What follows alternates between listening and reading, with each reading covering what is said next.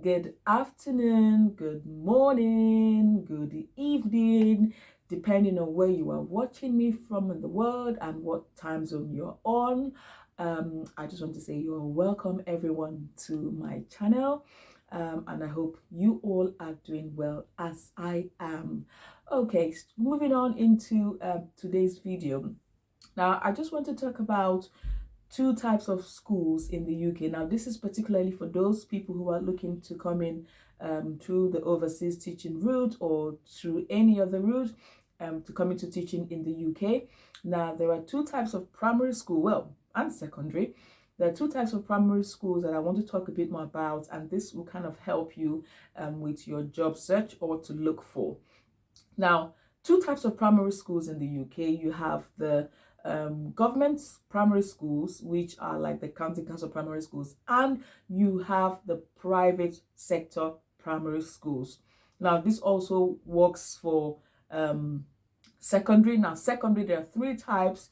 You have the county council secondary schools, then you have the private schools, and then you have the grammar schools. Okay, so these are three types of schools in the UK. But because I am mainly primary, for those of you who don't know, I'm a primary school teacher here in the UK, and because I'm mostly primary, I'm going to be talking about the primary sector today. Okay, now, two types of primary school. You've got the government primary school and the private primary school.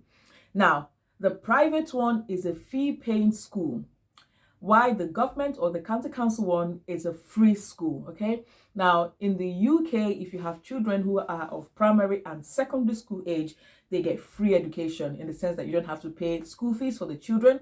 Now, there might be other things that you need to pay for, things like clubs, after school clubs, breakfast clubs, maybe when they're going on trips and all of that. You might have to pay for those, not everything, but you might have to pay for some things. But in terms of tuition fee or school fees, you don't have that in the county council sector. Now, in the private sector, this is a fee-paying school. Now, how does this relate to teachers? If you're working in the county council schools or the government schools, it is required that you have QTS. Now, this is a key employment skill that is necessary if you are applying to the QTS. Now, someone might to the government school. Now, somebody might ask, but then for those of us who are coming from overseas, there's the new route where you can come in with the 4-year rule and you don't need to have QTS. Yes, for that side, you don't need to have QTS to come in with the 4 years exemption rule. But at the end of your 4 years exemption, it is expected that you should have gotten your QTS. Now, for a private primary school, you do not need QTS to be employed. Okay, you can be employed without QTS. This is not a requirement for private primary schools. So it is necessary, it is essential that you have QTS, but you are employable if you can demonstrate that you can teach and that you have something that you're going to teach. Okay, in the private sectors, then you can be employed. So this is where it comes to when you're looking for overseas jobs to come into the UK. Have a look. So just don't look for the government schools. Also look at the private schools. Now, in terms of pay, I think it's probably the same, or sometimes in the private you get paid a little bit more. If it's a big private school, then you might end up paying get a bit more pay than what you get in the government sector. But if it's a small private school, you might even get less than what you're paid in the county council's side of things. Now, if you haven't seen my previous videos where I've talked about teaching and all of that, pay, job, the starting salary scale for a teacher with QTS is £28,000. Now, you might get more in the private sector. If it's a big, well-established private school, you might get more than that as a starting salary.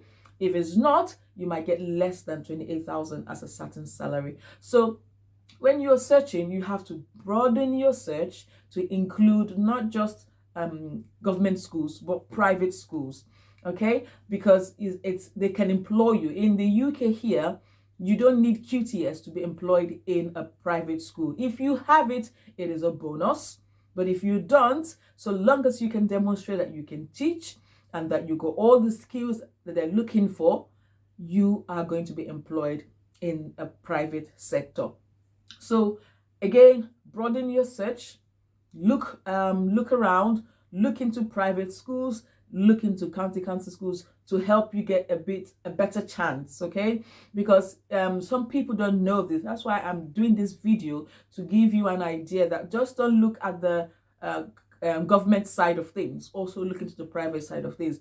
If you've got experience from another country and you've taught for a very long time, you've got qualifications and all of that has to do with teaching, then you stand a better chance to get employed in a private school.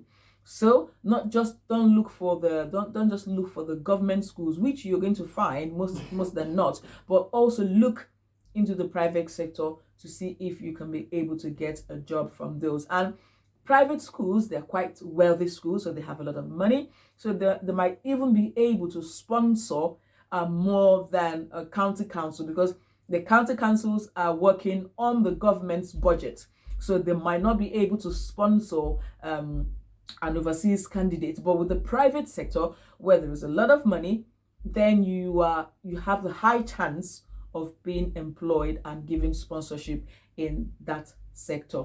So this is just what I wanted to make known and clear to people, just so that, because if you're overseas, you may not know that these things exist. As you know, I'm here to bring any content to do with teaching, a job, teaching jobs, what to do in the classroom, and all of that. This is my content, and this is what I do. So I just, while I was thinking that, oh, it'd be a good idea to highlight the different types of schools, so people have a better chance and of getting a job.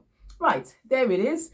So if you have any particular video that you want me to delve a bit more into that has to do with teaching, has to do with keto, or if you go to my channel, you have my main niche out there. If you have any questions or anything pertaining to any of those areas that you want me to delve a bit more into, please feel free to write that down in the comment section below, and I will pick that up and do that well, okay?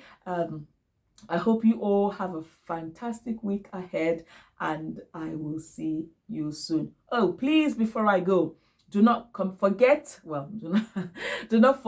to comment, like, and share the videos. Share. Sharing is caring, okay? When I bring in a lot of information and wealth of knowledge to you, it will do you good and the world good if you can also share, so that others will learn and not be in the dark about certain things, okay? There is love in sharing. That's what I said to my children, and I'm saying that to you now. There is love in sharing. And please, your comments and your likes. Okay, have a wonderful week ahead, and I will see you soon. Bye.